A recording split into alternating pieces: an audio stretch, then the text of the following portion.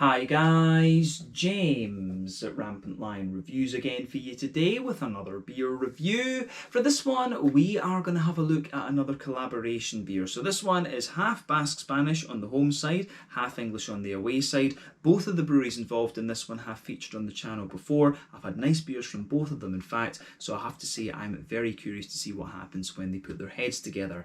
So yeah, like I said, for this review then, we are going to head to Basqueland or Euskadi in the north of Spain, a little place called Hernani to be specific, and we're going to return to Basklin Brewing, originally known as Basklin Brewing Project, of course, and if memory serves me correctly, this is my 6th or 7th review involving these guys. But this particular beer is called 6 Degrees of Separation. It comes in at 8.5% ABV. It's a New England Hazy, Imperial Double, whatever you want to call it, IPA, and it's brewed in collaboration with Cloudwater Brewing Company, who are from Manchester over in England.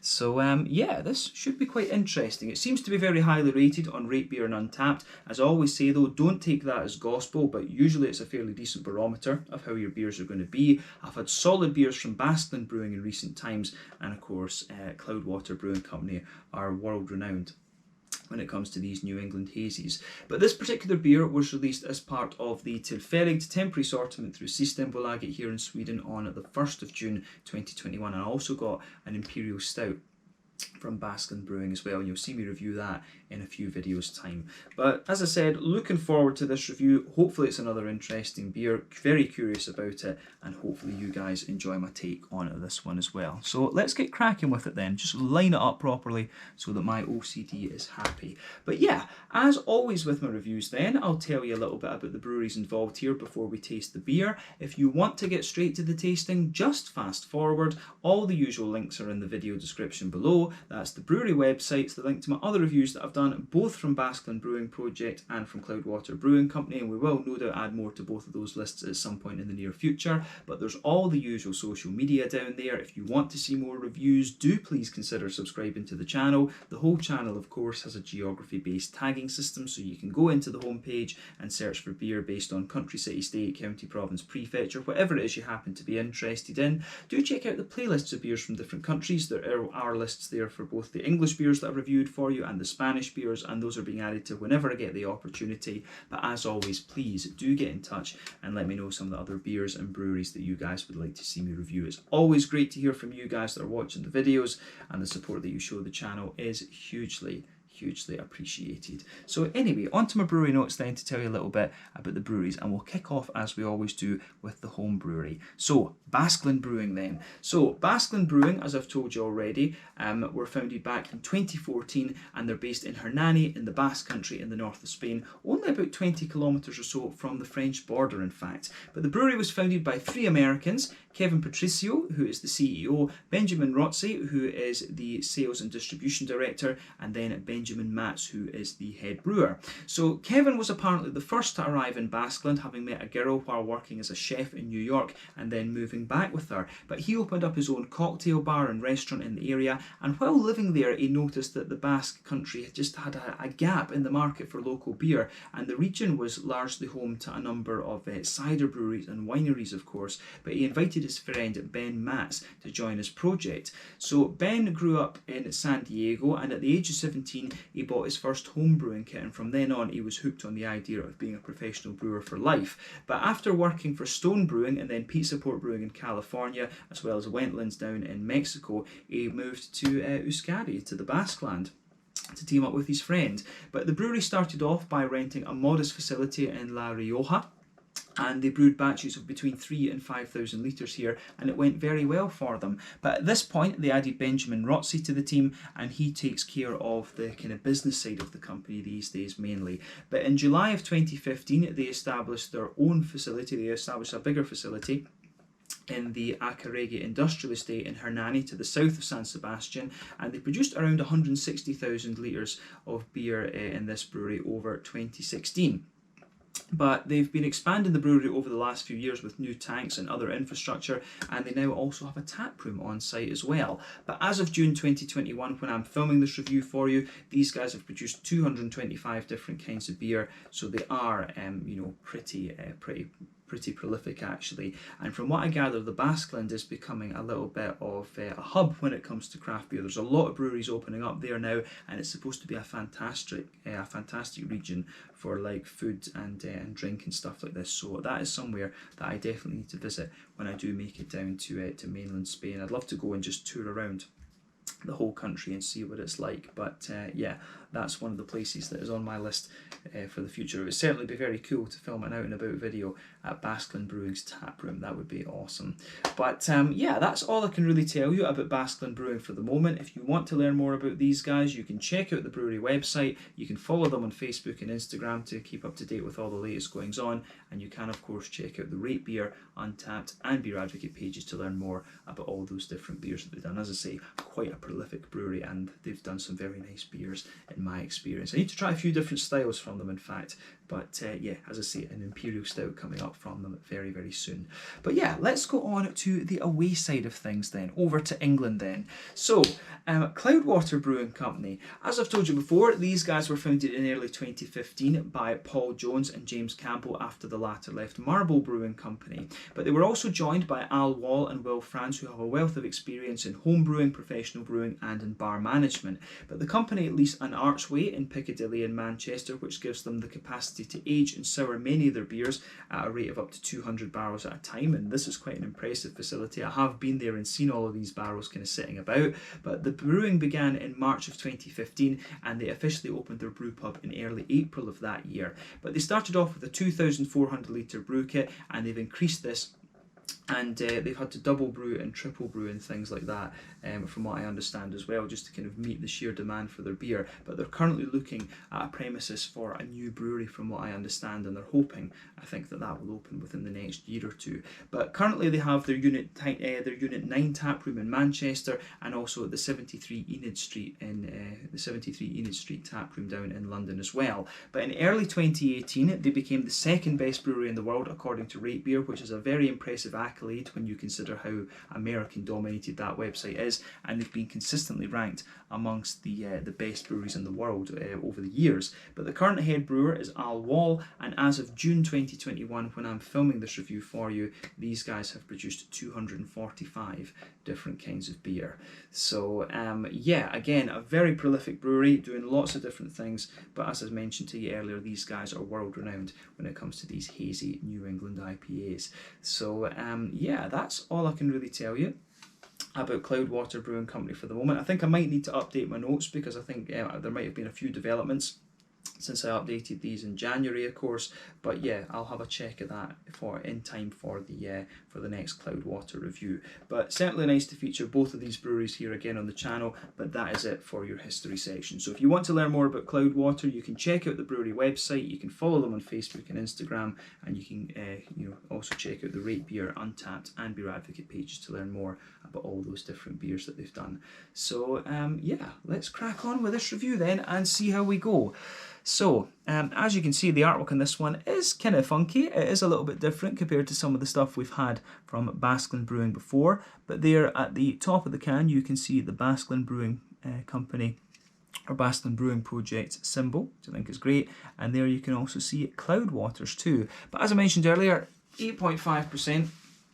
New England Hazy Imperial Double IPA. This one is hopped with Citron Mosaic, a combination that we know very well, of course. Both of these hops American, 14% alpha acid. Citrus is going to give you a nice kind of citrusy zesty hit with a little bit of mango and other tropical fruits behind it, and Mosaic is going to give you that big juicy kind of tangerine side of things. But apparently this beer is dry hopped at 6 degrees lower a temperature than Cloudwater's beer of the same name.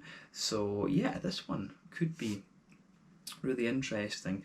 But yeah, 440 milliliter can, as you can see. I think I paid about 60 or maybe 65 Swedish kroner for this one. So that translates to roughly about €6.50, £6 sterling, and I guess maybe about $7.25 American, just to give you a kind of price range for this one.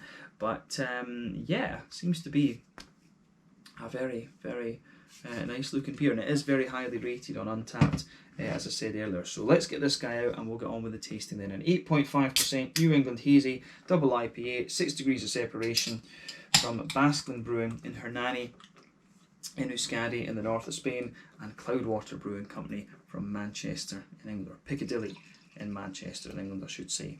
But yeah, let's crack this one open and see how we go. I'll tell you something, when you open up this beer you get a fair waft of that kind of big juicy fruity thing that we've come to expect from Citra and Mosaic.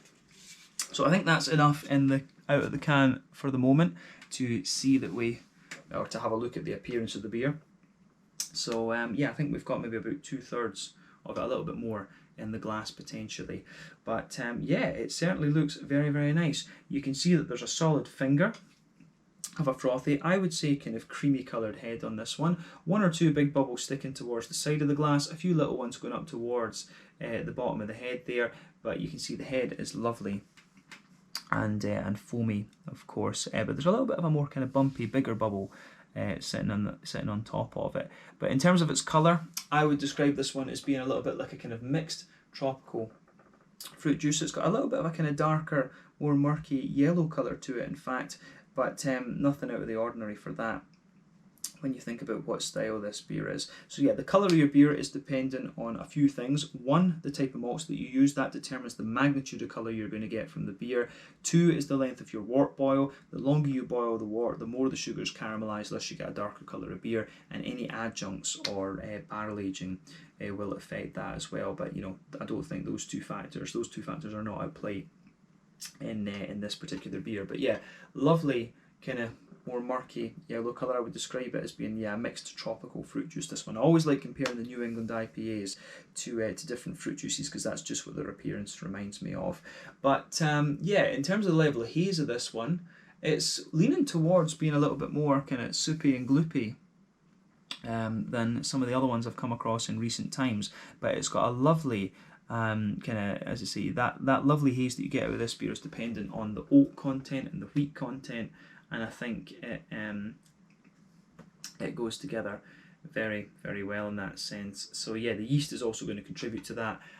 It does have a good little bit of haze to it, like further down, but you can see it's maybe I've made a mistake. This one maybe isn't quite as hazy as I thought it was initially, but there is a fair bit of a soupy, gloopy quality to this one. But regardless, it looks very nice. You can see if I put my fingers behind that, it is pretty damn opaque. But yeah, in terms of a New England double IPA, it certainly looks the part. So I think it's about time to have a look at the aroma of this one then and just see how we get on. Very curious about this beer, as I said. That smells very nice.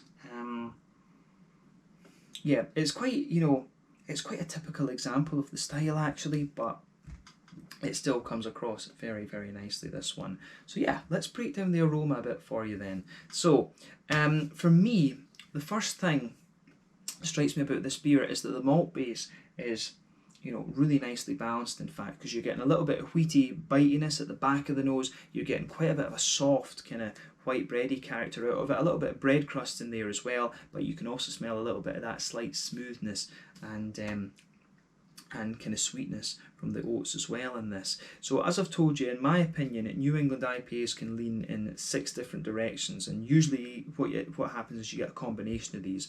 So they can be a little bit more kind of farmhousey and yeasty, they can be more kind of rye leaning and grainy, they can be wheaty and bitey, oaty and creamy, barley malt leaning and bready, or they can be a little bit more kind of brown sugary as well. But this one strikes me as being quite well balanced between, you know, the sort of 3 old school components, if you like, the wheat, the oats and the barley malt. So I'm getting a good mix of that in here. So like I say, a little bit of a wheaty bitiness at the back of the nose, a lovely kind of smooth and fluffy white bready character out of this one. There's definitely an element of bread crust in there, a big kind of smooth oaty character to it as well, and the oats actually start to become a little bit sweeter the more that you smell of it as well. And then you've got a nice kind of you do have a nice kind of Werther's original sort of quality out of this one. You do get a little element of that kind of brown sugary quality to this beer, and I mean at 8.5%, you would expect that, because that's usually the kind of boozy side of the beer coming out as well. So yeah, the aroma that comes out of this beer on the malty side of things, I think, is very, very nice. But it starts to lean a little bit more towards the oaty end of things the more that you smell it. I think this one does lean a little bit more towards the oaty side of things, and you get a bit of that kind of fresh bready, that fresh white bready crispness to the beer as well. So yeah, malty backbone in this beer is very, very nice. On the hoppy side of things, it is what you would expect if you know these hops. But yeah, nice little touch of earthiness there. That's the mosaic that's going to give you that. There's a big, big floral aromatic quality to this one. It's got a nice big kind of brightness to it in that sense. I wouldn't describe it as spicy in any sense, but remember, New England IPAs, of course, are dependent more on late edition hops in comparison to West Coasters, which use early edition hops, and you've got that trade-off over the course of the wort boil, whereas, you know, early edition hops will give you a bigger bitterness and a big green floral component, whereas the later you add the hops, it's more about the kind of flavour and aroma and things like that. So the New England IPA is not an inherently, they have a bit of bitterness, of course, but not as bitter as their West Coast cousins, if you like. But yeah, the green component of this is very, very nice. You've got a lovely, bright, kind of grassy, zesty quality coming out of it. That'll be the Citra that's giving you that. And then you've got a good floral, deep floral component to that. And both of the hops in this beer are kind of responsible for that. So yeah, the green component matches up with everything else that's going on too. In terms of the fruity side of things, it is what you'd expect. You get a little touch of passion fruit out of this one, which is going to come from the Citra, so it has a little bit of that stronger tropical fruit note. There's a big oily kind of juicy mango coming out of this one. Definitely some kind of apricot-y elements in there. There's definitely some kind of apricot-y elements in there. I do get a little bit of pineapple out of this one as well, actually, but then you've got that big, juicy, soft tangerine element. I do get one or two little lemon limey notes kind of mixed in with the grassy side of thing on the very front of the nose, but yeah, lovely soft kind of tropical notes. The passion fruit and the mango from the Citra, and then you've got that big, juicy, oily tangerine note from the mosaic coming out too. So yeah, lovely smelling beer, this one. Nothing overly surprising about that. The aroma when you consider the style and what hops are in this one, but let's get the rest of it out and we'll have a taste of it. So yeah, let's crack into this one then. So this one is the 6 Degrees of Separation, an 8.5% New England Hazy Imperial Double, whatever you want to call it, IPA from Basklin Brewing in Hernani in the Basque country, Euskadi in the north of Spain, in collaboration with Cloudwater Brewing Company from Piccadilly in Manchester. Let's get stuck in. Slàinte, skål, cheers, and as they would say in the Euskadian or Basque language, topa, cheers.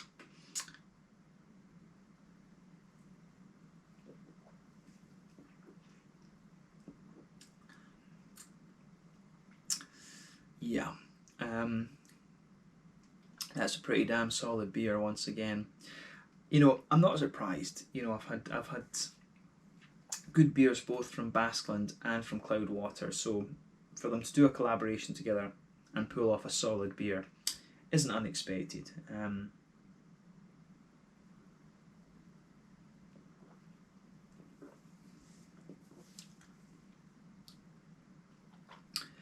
So yeah, it's a lovely, the first impression of it is it's a lovely, smooth and very soft New England IPA, this one.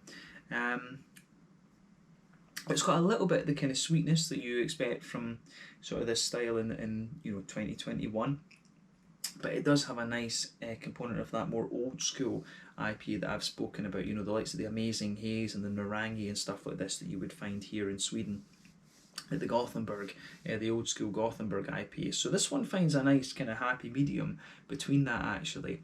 But on the malty side of things, I say, yeah, it kind of matches well with the aroma, this beer. It's one of the ones where what you would expect from the aroma really kind of transpires in the flavour. So yeah, soft, bready notes for me, nice kind of oaty sweetness that comes out, and then a lovely juicy kind of, a blend of juicy fruity elements coming out of this beer. So yeah, solid beer. And as I say, based on the 2 breweries involved, you wouldn't really expect anything less. So yeah, thumbs up to Basqueland Brewing and to Cloudwater as well for this one. Solid stuff. So yeah, let's try and break the flavour down for you a little bit more and describe it a little bit more kind of a little bit more in depth, if you like.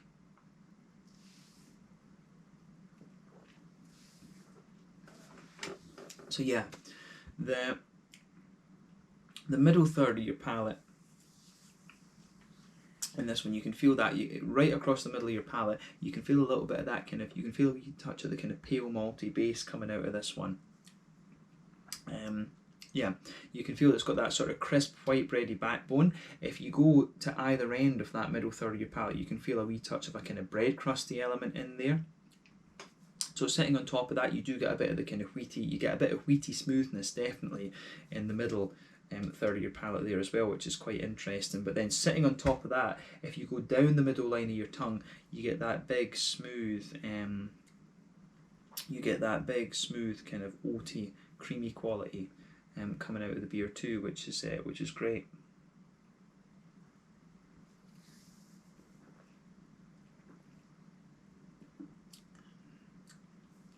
So yeah, it's kind of interesting because the oats feel kind of thick right down the middle line of your tongue, and then it just sort of spreads out a little bit on top of the kind of smooth wheat layer. So yeah, I really like how you've got a layered base in this beer. You know, as I say, a sort of pale malt, this kind of barley malt, white bready sort of thing, the smoothness of the wheat on top of that, and then the sort of oat line that spreads out across on top of that. But if you go to the dead centre of your palate, you get a lovely kind of oaty, creamy quality. You get a kind of, well, not an oaty creaminess, but you can feel that the oaty creamy quality just intensifies a little bit. Then sitting on top of that, you get that nice kind of sweet Werther's Original butter candy type thing, and that's the boozy side of the beer, of course, that you're getting out of here.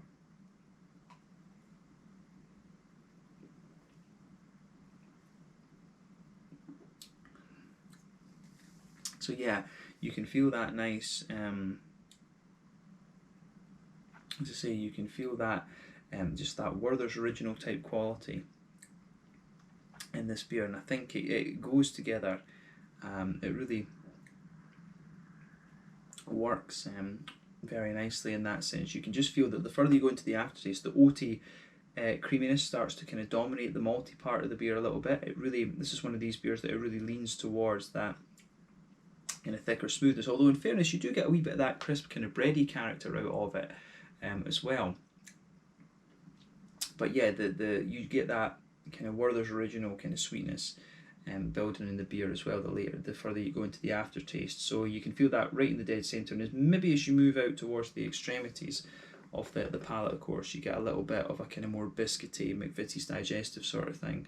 So yeah, the way that the malty side of this beer and the middle third of your palate goes together is very nice. If you go to either end of that middle third of your palate, you get a wee bit of a kind of bread crusty quality there too, which is great. But I think that kind of describes the middle third of your palate quite distinctly, to be honest with you. My brain's just a bit slow in this review, I think. But yeah, on that border region between middle third and back third of your palate, then you get a nice bit of bready build up, of course, and then a wee bit of that kind of more grainy bread crusty quality. And as you go into the back third of the palate, you can feel you do have a bit of the kind of crisp white bready note there, but as you go further and further back, you get more and more bitiness out of the wheat in this beer, and I think that's a nice kind of counter, if you like, to the smoothness and the sweetness that builds. The smoothness and the sweetness that builds in that in the middle third of your palate, of course. But yeah, sitting on top of that back third of your palate, this is where you get the more kind of airy, yeasty components of the beer. So you can feel the kind of yeasty elements just sitting on top of that. And when you start from the back third of your palate in this one, you can feel the height of the flavour is kind of like this, and it just gradually condenses down. So like I say, a bit of bread and the wheaty bitiness kind of sitting underneath that, but then these nice big airy layers there. But as you go into the middle, as you go into the middle third of your palate, you can feel that condenses down quite a little bit, and then the flavours are a little bit more squashed together, if you like. They're a little bit more condensed in that middle third of your palate. But I think that summarises the malt base quite nice in this one. Nothing unexpected, but again, just very well crafted. I would say that overall, it's balanced between the wheaty bitiness. I think builds in this one a little bit the further you go into the aftertaste as well. So in the beginning, it's quite crisp and bready, smooth and oaty, and then you get a wheaty bitiness out of it as well. So these three components make it a kind of classic New England IPA in a sense, or at least, as I say, I compare this to the likes of Amazing Haze and the Rangi from OO and Stigbergets and Gothenburg. It's kind of similar to like a Big Brother version of those beers, of course, an imperial version. But yeah, thumbs up to them on the malt base for this one, a kind of more old school New England IPA for me. But yeah, on the hoppy side of things then,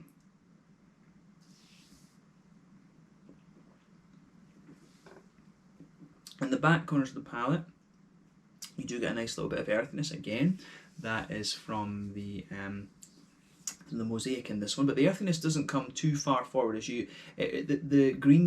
earthiness really transforms to be a nice big floral aromatic component quite quickly on this one. So you've got a lovely bright floral aromatic note to it, and it does get a little touch spicy as you reach the front corners of the tongue. But then round the front curve of the palate, it's a little bit lighter and grassy, and you get a nice kind of zesty quality coming out of the beer too, which I think is great. So yeah, the earthiness will come from the mosaic, the more kind of zesty grassiness I think will come from the citra. But yeah, lovely green component to this one, and I think it balances the sort of bite of the wheat in the beer also. But yeah, on the front third of the palate then, let's look at the fruity side of the beer. So border region between front third and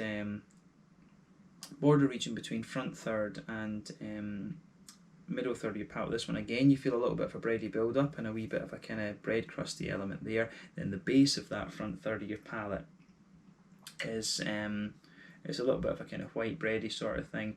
It's a wee bit more of a kind of smooth wheaty quality as well in there. That's, yeah, I would say that's the smooth wheat, a little bit of the kind of crisp white bread. You don't get too much of the oatiness, I think, sitting underneath that kind of front third of your palate. But sitting on top of that, of course, that's where you get that nice oily bubble where those juicy fruity esters will roll their way out of the beers. And again, it's nothing surprising if you know these two hops. So if you go to the very back of that front third of your palate, you've got a little bit of a kind of intense, you've got a little bit of a more kind of intense passion fruity note out of the beer. But then as you move further forward, you get a slightly more oily mango, and these are the notes from the citra, of course. And as you reach that middle point, that midpoint on the front third of your palate, there's a wee bit of apricot in there, maybe a little bit of pineapple, and then as you move into the front third of your palate, it becomes a lot more about the kind of juicy tangerine notes. So yeah, the back half of that front third of your palate is more about the citra, and then the front half is a little bit more about the mosaic. But then as you move further forward towards the very tip of the tongue, you get one or two little lemon limey elements in there, and that's the citra again. So yeah, these two hops, citra and mosaic combine together really well. It's a tried and tested hop combination, so it always works very well. And when you've got two breweries that are as good at IPAs as these guys are, in my experience, I'm not surprised this beer's turned out quite nicely. But I think it's got a really nice balance between the kind of softer tropical notes and the more citrusy zesty things. But I think the citrusy zesty side of the beer comes out a little bit more the further you go into the aftertaste. So yeah, this is a solid New England double IPA for me. But again, not surprised when you consider the breweries involved with this one.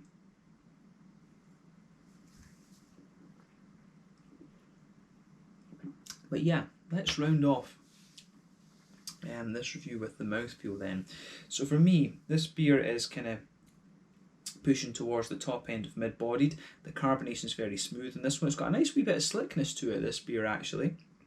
And it feels a little bit sort of clean in a sense as well, which is kind of interesting. I always talk about this with the Nordic beers. The water quality always makes them feel just a little kind of tad clean, if we can call it that. But yeah, the mouthfeel of this one is quite nice, and I can feel it warming up a little bit and thickening up as we go. But yeah, on the hoppy side of things, I think this beer might have a little bit more bitterness to it, maybe 40 or maybe even 50 IBUs. I think giving a little bit more bitterness to a double IPA is always a good thing, I would say, because a regular New England IPA tends to be 30 IBUs, and I think if you're going double add another 10. If you're going triple, add another 10 beyond that. So I think this one is probably around 40, maybe even 50 IBUs, something like that. But I think it just gives the beer a little bit of kind of bite and zing and zip, I guess you could say, as well, which is great. So yeah, I think 40 or 50 IBUs. You know, the malt base, as I said earlier, it's lovely and smooth. Wee bit of crisp bready quality, and it does have a wee touch of sweetness, like a Werther's Original, and a bit of a kind of biscuity element to it as well. So I think that works nicely. But the further into the aftertaste you go with this one, it leans towards a smooth, oaty quality in the malty side of things. But you know, a bit of the bitiness from the wheat and the other elements are in there earlier on as well, which is nice. But on the fruity side of things, it's kind of soft and juicy, but you do get a wee bit more of a kind of oily, tangerine and mangoey note out of this one, which certainly works too. So yeah, just another solid New England double IPA. You know, not unexpected when we consider the breweries involved here, but I would recommend this one to those who want a little bit more of a kind of old school New England IPA. This one's definitely got that sort of 2015, 2016 kind of vibe to it, kind of similar to the O's, Narangi and Stig Berget's. You know, Stig Berget's Amazing Haze. It's kind of like that, an old school 2016, 2017 era sort of New England IPA, this one. But I liked it, and I certainly enjoyed reviewing it for you, so I hope that you guys enjoyed my take on this one as well.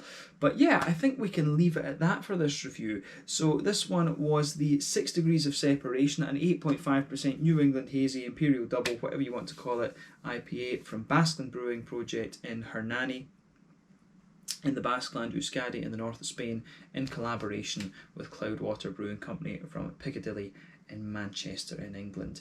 So yeah, awesome.